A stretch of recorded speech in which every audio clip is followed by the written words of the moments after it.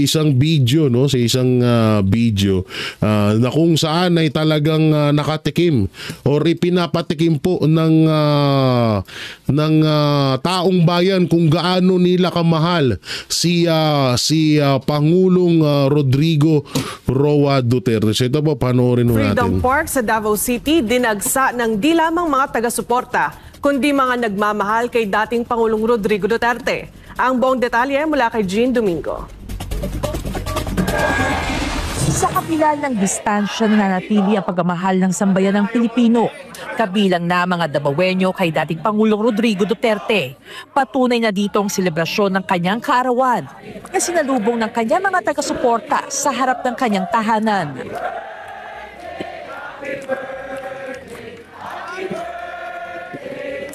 At maging sa Freedom Park sa Davao City, dumagsa ang taga-suporta ng dating Pangulo upang ipakita ang kanilang patuloy na suporta at pagpapahalaga sa taong itinuturing nilang pinakamabuting Pangulo ng bansa. Daming tao. Siguro kini ang pinaka sa 18 na yan, kini dyan ang pinaka-historic siguro kay tibuok nasa nag-celebrate. Siguro mao na lang po siguro niyang ikabalos sa mga tao nga mo-attend o king ani to show sa love kay former president and especially a love niya sa LGBT sector.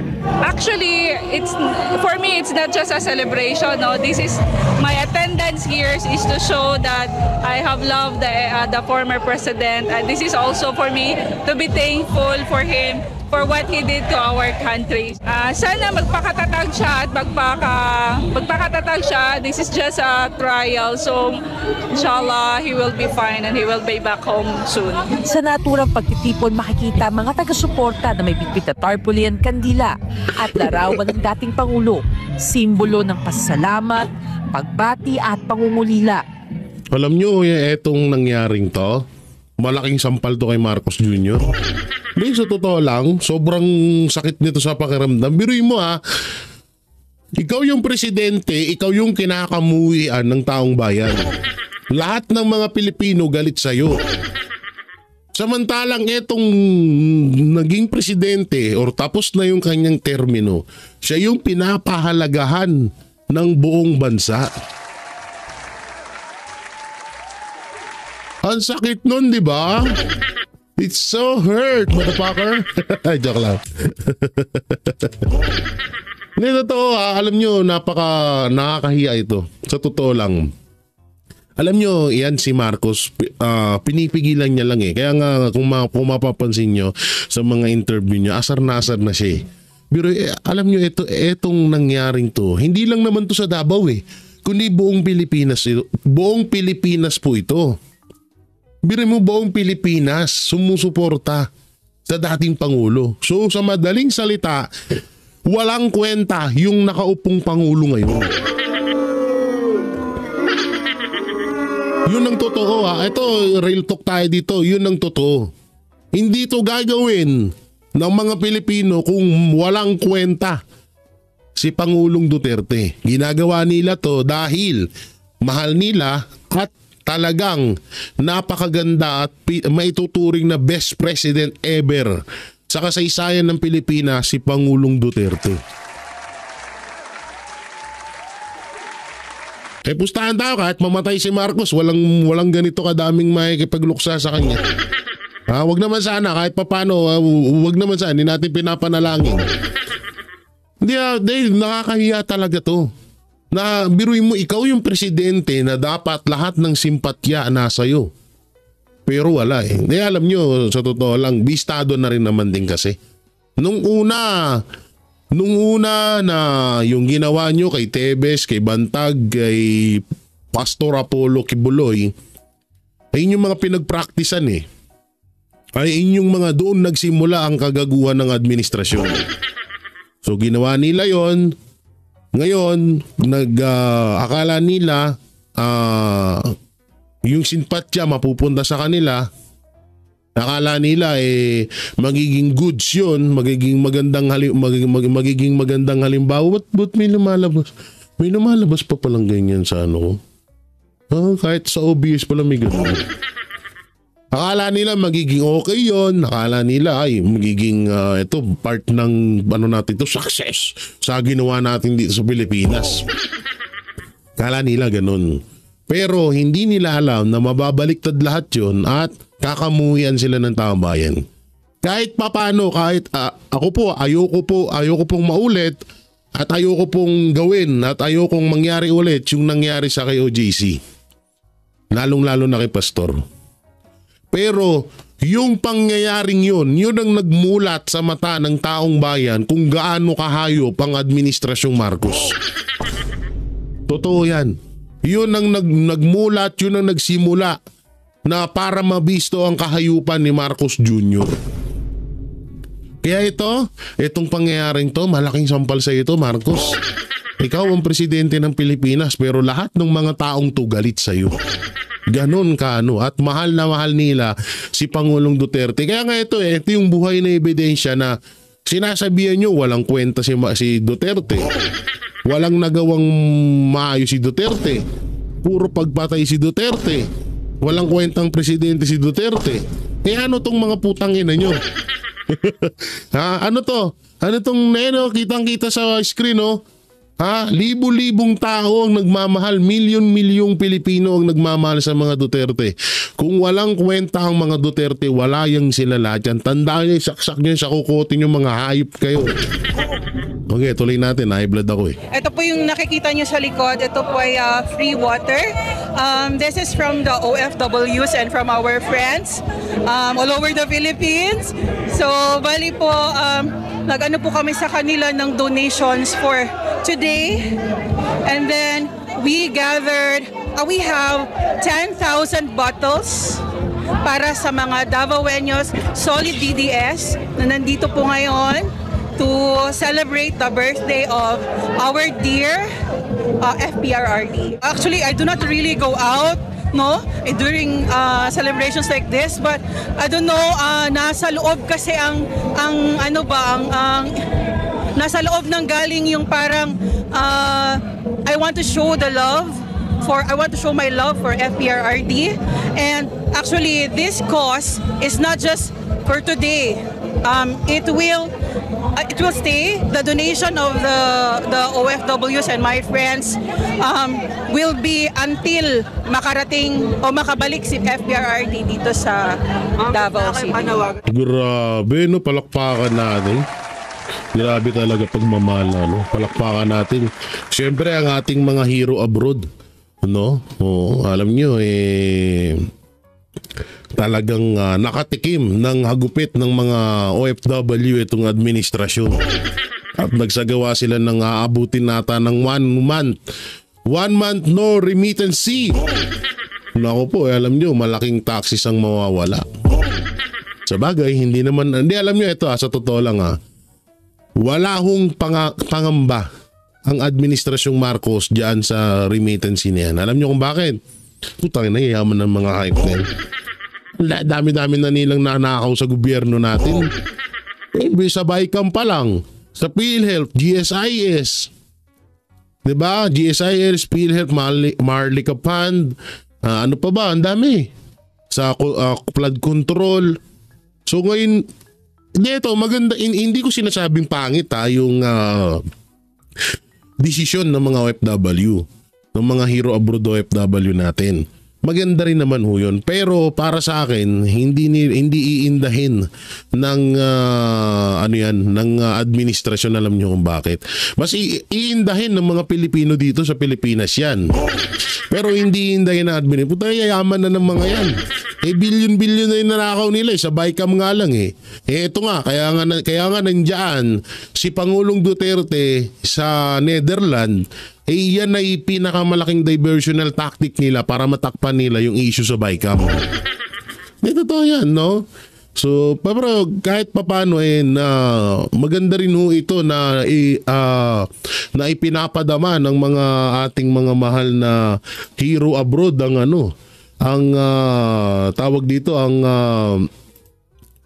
ang lakas nila or galit nila sa ating administrasyong Marcos. So dito naman tayo sa isa, ito ba yun? Oo, totoo. Yung pogi ni Sir Almar, yan, ang isa sa mga SMNI Angkor na si Sir Almar. Pasok. Mangha si Vice President Sara Duterte sa global celebration ng kaarawan ng kanyang ama na si dating Pangulong Rodrigo Duterte. Ang dating Pangulo may pakiusap naman sa mga Pilipino para sa darating na halalan. Si Jason Rubrico magbabalita.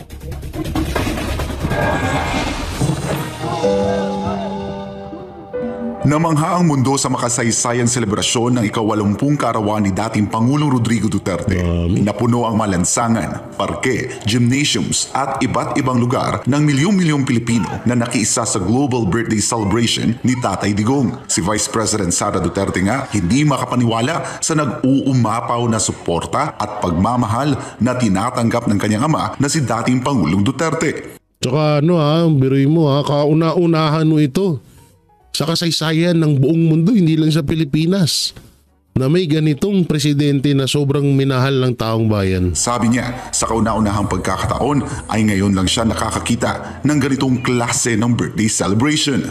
And it shows the goodness of his heart and the love for the people. Because otherwise, the people will not love you if they don't feel the love coming from you. Nakiisa si VP Sara sa birthday celebration ng mga Pinoy sa The Hague, Netherlands para sa kanyang ama kung saan nagkaroon ng salo-salo sa labas ng International Criminal Court o ICC Detention Center. Dito ay kanyang hinimok ang mga Pinoy na ipagdasal si dating Pangulong Duterte na makauwi na sa Pilipinas. Idasal natin ngayong araw na ito na sana ay ibalik na siya doon sa Davao City sa Pilipinas dahil inaantay na siya doon ng mga Davaoenyo dahil siya ay meron pang term o darating pa yung term niya na magiging mayor pa siya ng Davao City. May pakiusap naman ang dating Pangulo para sa mga taga-suporta at sa mga kaibigang abogado nito. Sinabi niya na huwag tayo makialam sa kanyang kaso sa International Criminal Court.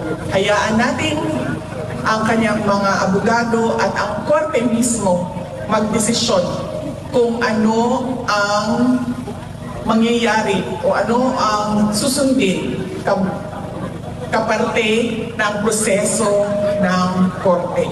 Ayon kay dating Pangulong Duterte, kung gusto ng mga taga-suporta nito na ipahayag ang kanilang mga saloobin ay huwag nang isali ang paksa patungkol sa hinaharap niyang kaso sa ICC. Ipinabot din ng dating Pangulo ang panawagan nito sa mga Pilipino na suportahan ang senatorial slate ng PDP laban. At sinabi niya, hindi na niya magawang mga paa niya tumayo sa stage doon sa Pilipinas at sabihan ng mga supporters kung bakit kailangan natin iboto yung 10 diretsyo at wala ng ibang kandidato na iboto. Kaugnay niyan ay ipinaalala rin ng dating Pangulo na kailangang bantayan ang boto ng mga Pilipino ngayong eleksyon. Yan na. Ang mga tao na desperado ay kung ano-anong pandaraya ang naiisip para lang manalo sila. Kaya kailangan daw ay bantayan natin ang ating boto at paniguraduhin natin na tama ang pagkabilang ng mga boto ng ating mga senators. Yun, hindi kasi alam nyo, tama naman yung sinabi ni Pangulong Duterte na yun.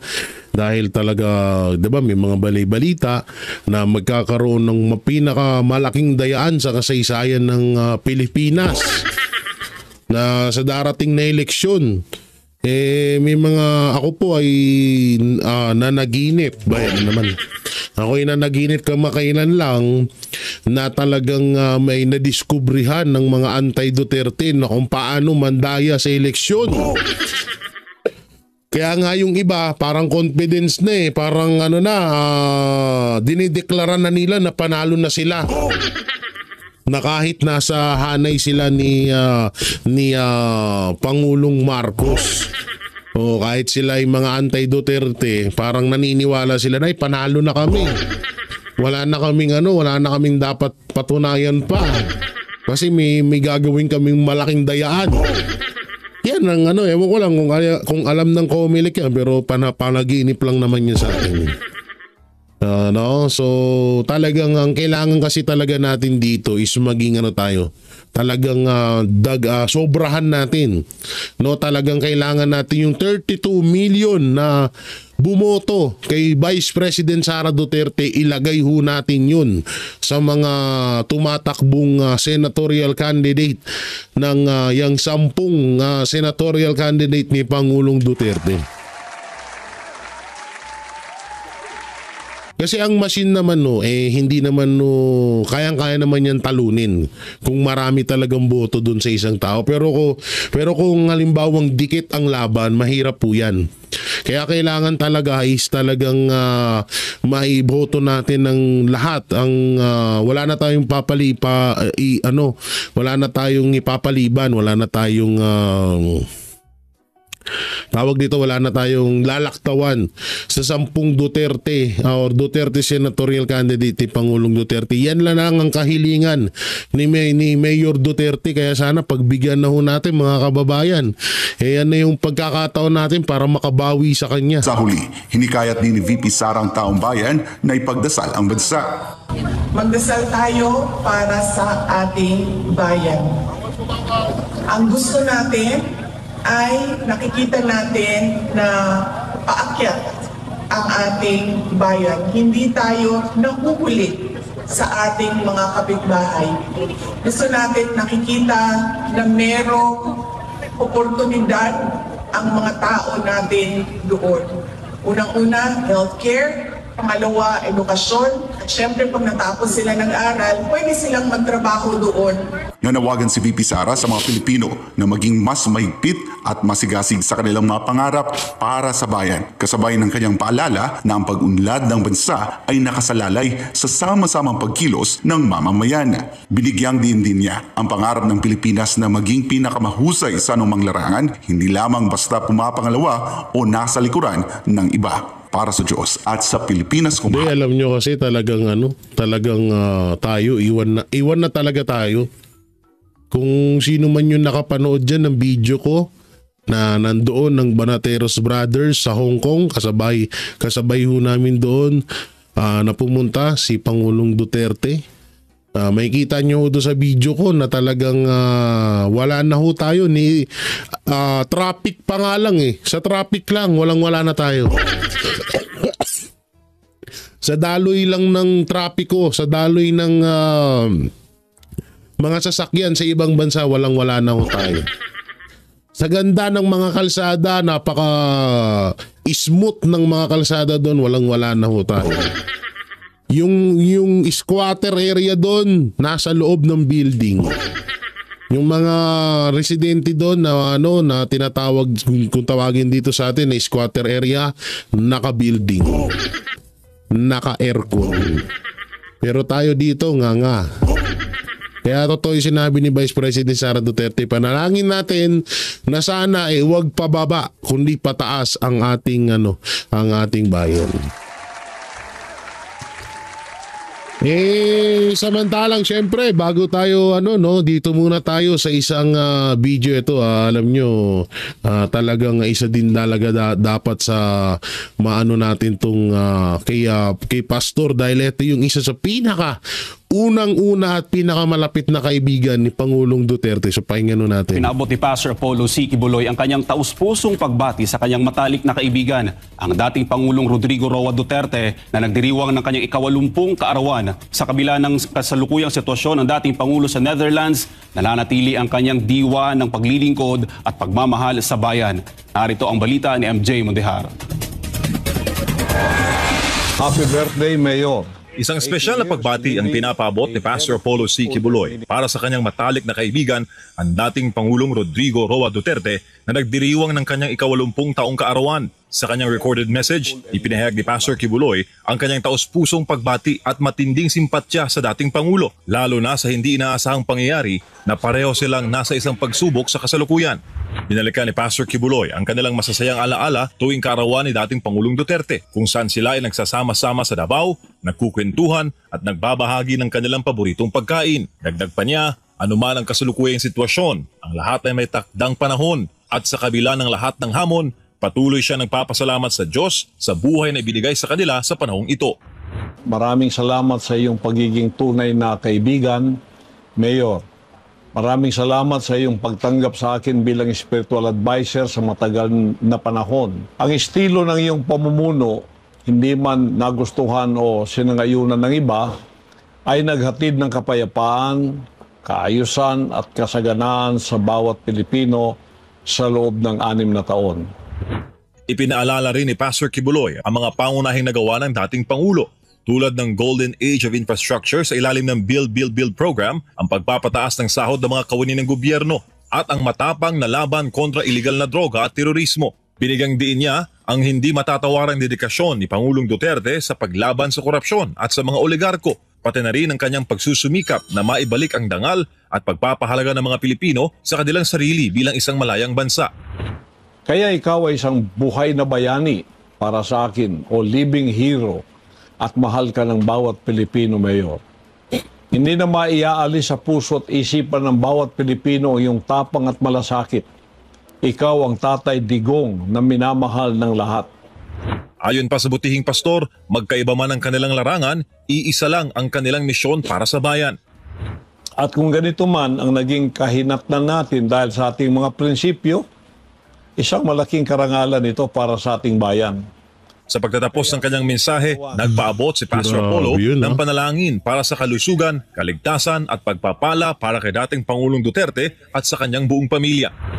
Kaya sa iyong kaarawan, Mayor, ang ating dating Pangulong Duterte, ang dalangin ko ay palawigin pa ng Diyos ang iyong buhay, bigyan ka ng malakas at malusog na pangangatawan, proteksyon at seguridad na asan ka man ngayon, at naway maging inspirasyon ng iyong karanasan na marami pa ang tumindig para sa katotohanan at katwiran.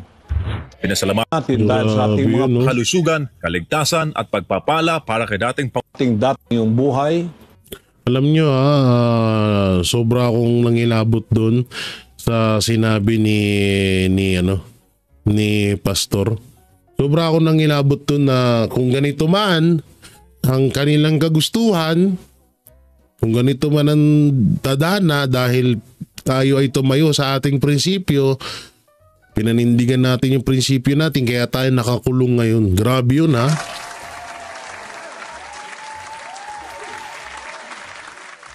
Pero Pastor, ang ganda ng motor mo dito. Hindi, nakita ko yung isang motor. Hindi kasi nakita ko doon guys sa Kingdom. Ang gaganda ng mga motor ni Pastor na nagra-ride sila ni Pangulong Duterte talaga noon. Di alam nyo, yan nga yan din ng katwiran namin ng mga banateros na kaya hindi kami natatakot Hindi kami natatakot na kung ano man mangyari sa amin kasi na sa amin to kapag nakulong kami, pag pinapatay kami ng mga kalaban, so parang karangalan pa sa amin yun kasi nga biruin mo, isang tao na tumindig sa kanyang prinsipyo ang ginipit at pinahirapan dahil sa pagtindig niya sa kanyang prinsipyo. Isang karangalan ho talaga yun. Na ganyan ho ngayon ang naranasan ng dalawang bayani ng bansa na si Pastor Apollo C. Kibuloy at si Pangulong Duterte. No? Alam nyo, kaya nga sabi nila kung talagang alam nyo yung lahat ng nangyari kay Pastor ay nangyari kay Pangulong Duterte. Kung nung panahon pa lang, nung una pa lang, kumilos na tayo noong panahon na ginigipit ang KOJC at si Pastor, kung noon pa lang kumilos na tayo, hindi sana nangyari ito. Hindi sana nangyari na nakuha si Pangulong Duterte, dinala sa Netherlands. Yung panahon kasi talaga noon, medyo nagdadalawang isip yung tao na, kaya lang ginawa kay Pastor yan dahil magkalaban sila ni Marcos. Hindi Kaya matagal na ho namin sinasabi sa inyo na kung kayang gawin kay Pastor Apollo C. Kibuloy at sa KOJC, kayang-kayang gawin sa inyo. Hindi kami nagkamali. Ginagawa kay BP Sara, ginawa na kay Pangulong Duterte. Alam nyo ito Kung ano lang kasi talaga nagkamali etong mga anti-Duterte kay Pastor. Kasi kung hindi sila nakapagsampa ng kaso laban kay Pastor Apollo Kibuloy, na kahit na matagal na yung kasong matagal ng dismiss yun, kung hindi sila nakapagsampa nun, nadala din nila itong si Pastor Apollo si Kibuloy sa Netherlands. Yun ang totoo dyan. Tingnan nyo, paulit-ulit na sinasabi ni Pangulong Duterte na sampahan nyo ako ng kaso, haharapin ko sa korte. Bakit hindi sinasampahan ng kaso si Pangulong Duterte? Kasi nga may plano sila na dalhin sa Netherlands. Ilang beses na ho namin inulit yan. At hindi nyo pa rin po kami pinakinggan at sinasabihan nyo pa nga kami na kayo mga bayaran kami, ganito ganyan. Ano nangyari ngayon? Asan na si Pangulong Duterte? Diba? Hindi ko naman sa sobra kayo sinisisi, pero kung nung una pa lang naginigipit ang KOJC at si Pastor, nung una pa lang naniwala na tayo na ganun talaga ang gagawin kapag ikaw ay kumalaban, ikaw ay isa sa mga hadlang sa playbook ni Marcos na magpanghabang buhay na mamuno or maging pangulo sa bansa, na maipasa niya pa sa kanyang mga anak, sa kanyang mga kamag-anak, talagang gigipitin at tatanggalin niya. Kung naniwala lang sana kayo, si Pastor nakalabas na sana, si Pangulong Duterte kasama sana natin ngayong kaarawan niya. Kaso wala eh. Kaya sana wag na ho tayong maging matigas ang muka. Kung ano po yung sinasabi ni Tatay Digong, kung ano po yung sundin na lang ho natin at yun naman talaga ang makakatulong sa bansa natin. Kaya sana yung kahilingan ni Pangulong Duterte na iboto yung 10 Duterte senatorial candidate, sana sundin na ho natin yun. Yun na lang, yan na lang ang last natin na talagang tinatawag na malaking kalakasan natin. Yan na lang yung lakas na natitir natin.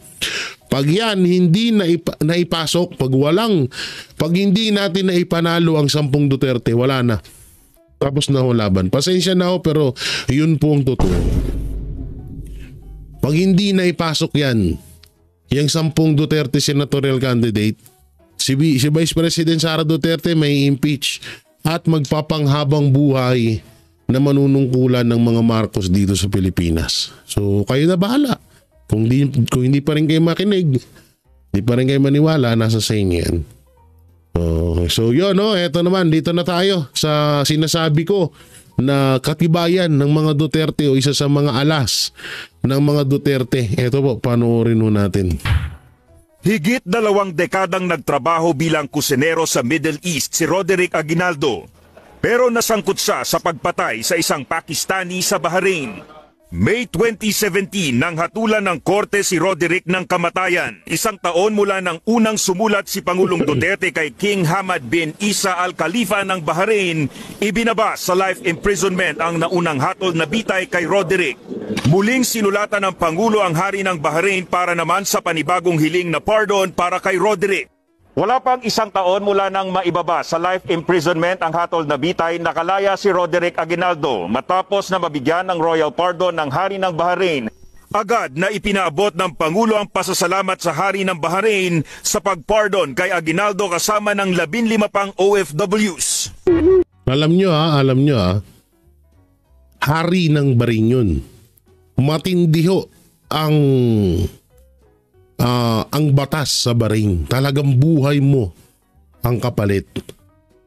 Pero nagawang solusyonan ni Pangulong Duterte. Ganon ang isang leader. Kayang ipaglaban hanggang dulo yung kanyang mga sinasakupan. At nirerespeto siya ng ibang bansa. Panahon ngayon nga. Masasabi ko na ito yung pinakamatinding himala na nangyari sa buhay namin.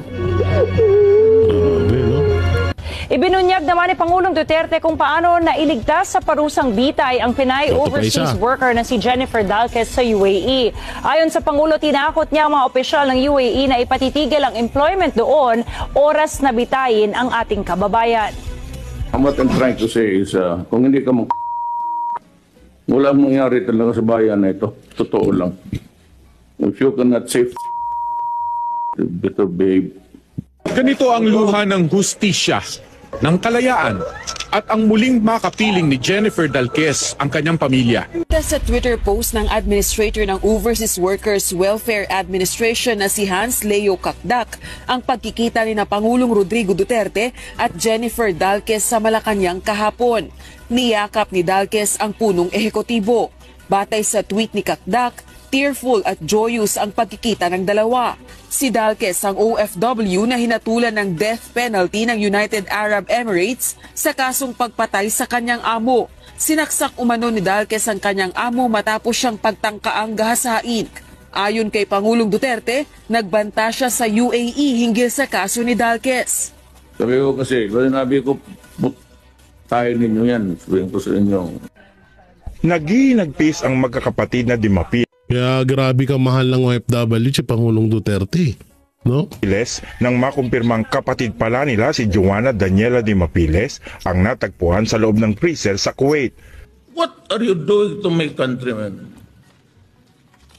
And if I were to do it to your citizens here, would you be happy? No. Oh, parang pinirito ang gilitson.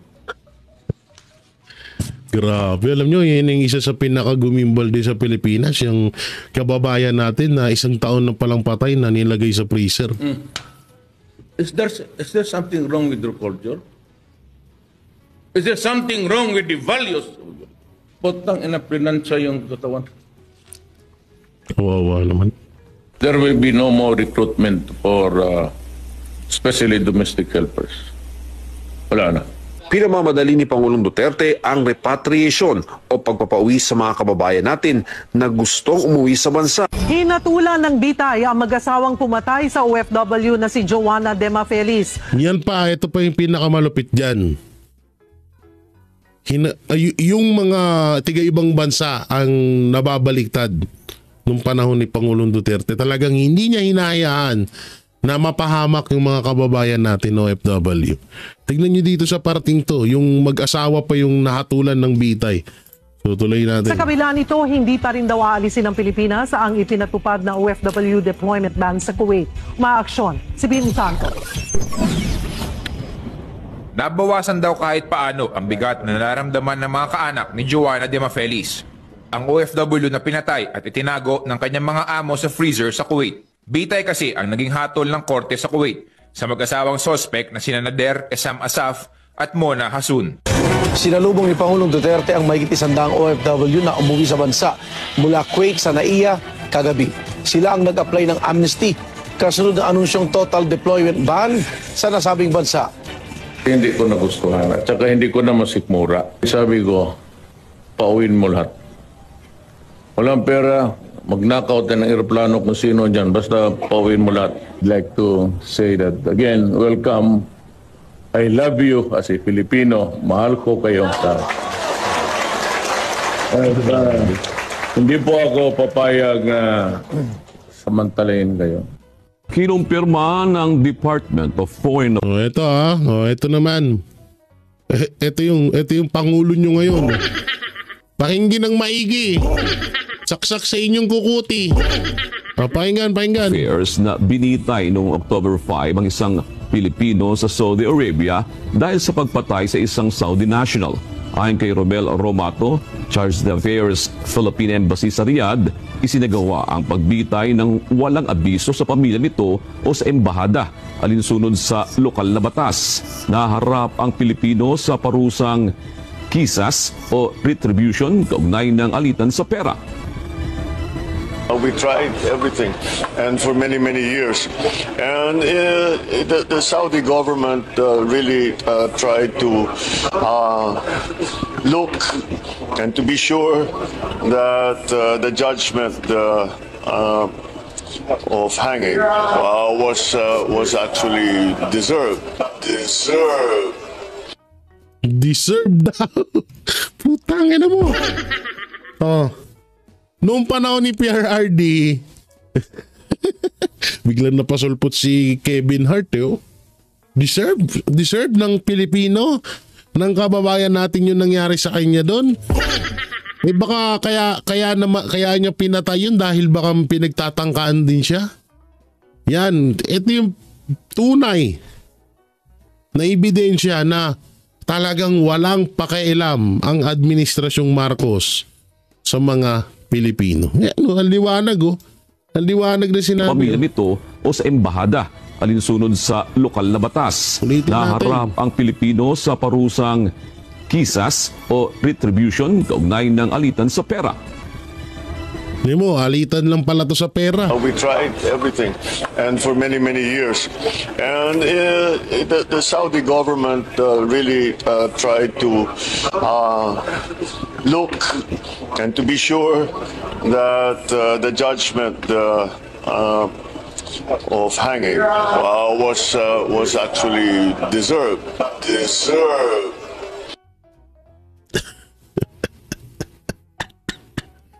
Ay, naku mo. Actually, deserve. Ang lupit mo, Marcos. Palakpakan natin.